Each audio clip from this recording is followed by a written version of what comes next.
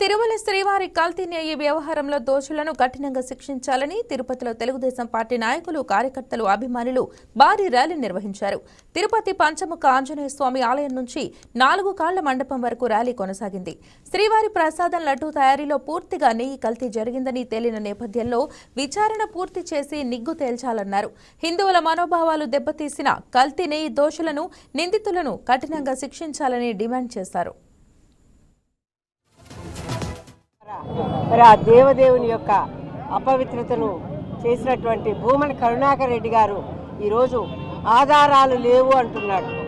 500 ఆధారాలతో సిట్టు విచారణతో ఈరోజు బయటపెట్టినటువంటి కల్తీ నెయ్యి లడ్డూల్లో వాడినటువంటి వాస్తవం కాదని నేను ప్రశ్నిస్తున్నాను కరుణాకర్ రెడ్డి గారిని.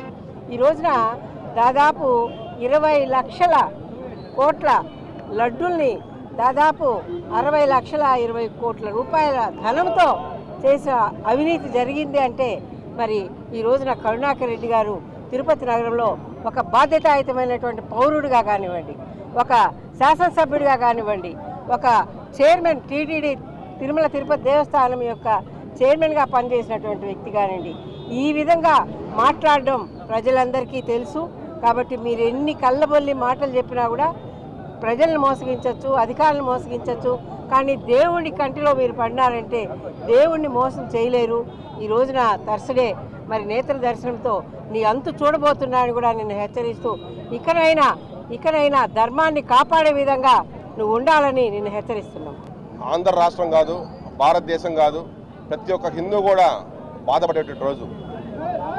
వెంకటేశ్వర స్వామి పాదాల కిందన తిరుపతి ఉన్నటువంటి ప్రతి ఒక్కరు కూడా భక్తితో ఉంటారు.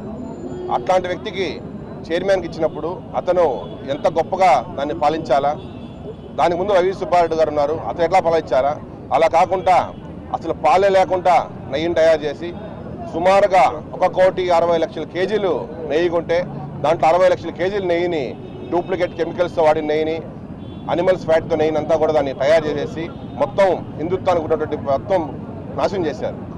అదేవిధంగా ఈరోజు సుబ్బారెడ్డి గారి పేకి సుమారుగా 4,80,00,000 రూపాయలు ఒక సామాన్య వ్యక్తి అకౌంట్కి ట్రాన్స్ఫర్ అయిందంటే మీరందరూ గమనించవచ్చు. ఎన్ని కోట్ల రూపాయలు లంచాలు అతను తీసుకున్నాడు. అసలు యాక్చువల్గా 250 కోట్ల రూపాయలు టర్నోవర్ ఉండే కంపెనీనే టెండర్లు వేయాలా, అలాంటి దాన్ని వీళ్ళు ఒకేసారిగా 100 కోట్ల రూపాయలు తగ్గించి 150 కోట్ల చాలు మీ టెండర్లకు ఎలిజిబిలిటీ అనేసి అని ఏమంటే డూప్లికేట్ కంపెనీస్ అన్ని క్రియేట్ చేసేసి అసలు 3 ఇయర్స్ ఇన్కమ్ ట్యాక్స్ అంతా కూడా లేకుండా జిఎస్టీ అంతా కూడా లేనటువంటి కంపెనీస్ అని కూడా వాళ్ళు డూప్లికేట్ కంపెనీస్ టెండర్స్ ఇవ్వడం కూడా చాలా బాధేసింది. అదేవిధంగా ఈరోజు కోట్ల లడ్డూలు తయారు చేసి ప్రపంచం మొత్తం పంపిస్తుండదు.